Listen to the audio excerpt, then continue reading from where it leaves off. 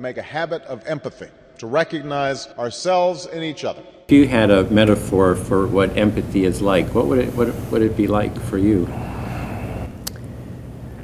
Okay, so I always, I thought homeless people, I'm giving you an example, should get a job and we should just get rid of them, and I didn't have any empathy for them.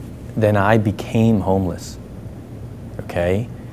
And all of a sudden I looked at homeless people totally differently, and I remember driving around Washington, D.C., reaching in a change jar. I still had my car, but I didn't have any cash money, and I was paying for things with coins that I had thrown away, pretty much thrown in a jar for years.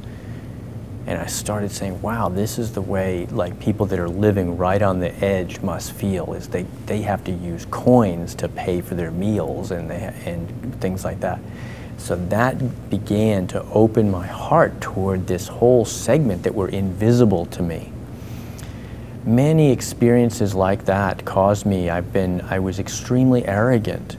I was extremely superior. I have an Ivy League education. I was in an elite unit in the military. It made me, I had the idea I was better than, and life showed me I wasn't better than. And so in order to develop the empathy, I've had to be humbled, deeply humbled personally, and sometimes humiliatingly humbled, to have no money, no food sometimes, to be able to have to be taken in by other people fairly often.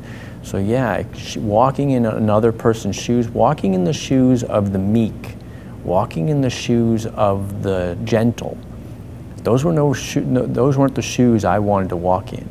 But I've walked in those shoes, and now I can discern between those that are victims, and they live in a victim consciousness, and they have a choice about that, to be honest.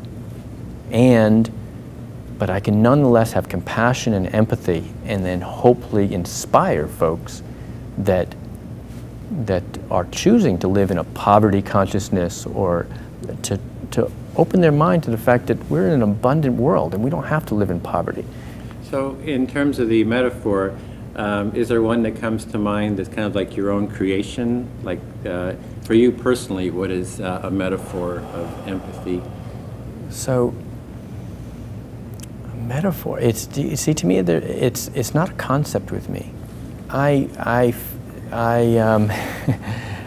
live in the box. I know where the box of culture is, but I also live very much out of the box. In other words, my life is more or less half spiritual, half practical, let's just say. I live in a place of listening deeply to spirit.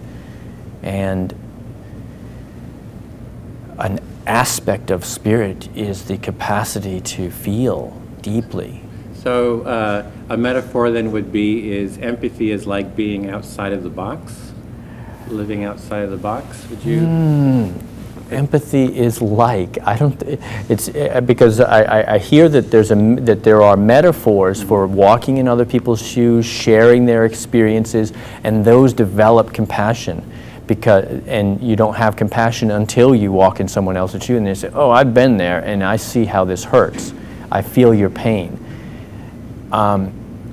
So yeah, sharing other people's pains, but I just sometimes have a direct experience of feeling other people's pain. Mm-hmm. Yeah, I'm looking for, sometimes kind of turning it into a metaphor kind of just gives a different kind of angle on it. For example, for me, when I say a metaphor for empathy is like a cornucopia.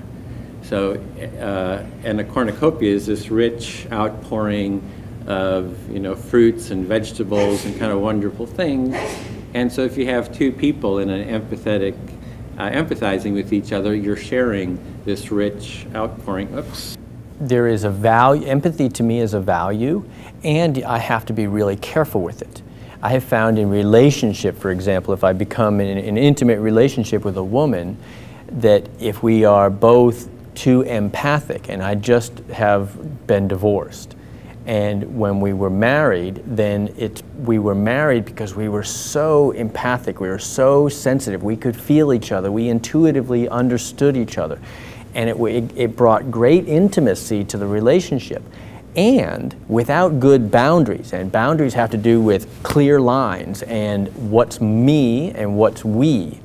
And that's where the other side of me, kind of like this, when I go back, it's like, here's a boundary, and this is me, and that's you. And you're feeling these things. You're sad, you're whatever, and I don't want to be sucked into the pain that you're feeling. It's a gift that I understand that your pain, and I can feel your pain. But the problem I've had is I've had a problem sometimes getting sucked into someone's drama, getting sucked into their story, getting sucked into their pain, because I'm so empathic. And I'm like, wait a minute, that's a choice. And that's actually, so there's I would say in some ways a light side of empathy, and which is a gift, but there's a shadow side too, which is swimming around in people's pain. And sometimes that pain is, they create their own pain. Sometimes people are addicted to their own pain and their victimhood. And so that's a choice. I want to help them, but I certainly don't want to be sucked into it, because I feel I need to stay clear with my own mission, purpose, etc. And I have definitely been sidetracked through the misuse of my empathy. And in some ways, I don't know exactly what the relationship between empathy and sympathy is. I've kind of looked at empathy as a more healthy. Sympathy is getting sucked into someone's drama, story, pain in a way where they can sometimes, they can almost like vampire, like draw my energy into their, and it's like, wait a minute, use your own energy, don't suck on my energy. I've been there, believe me. And to be honest, I've done it to others as well. I can create empathy for I can create sympathy for my story, my drama, my pain, and all other people, especially empathic people. They'll say, oh, Joseph, I can feel your pain, and they'll give me money or they'll give me support. And I can misuse that, so I have to be really careful.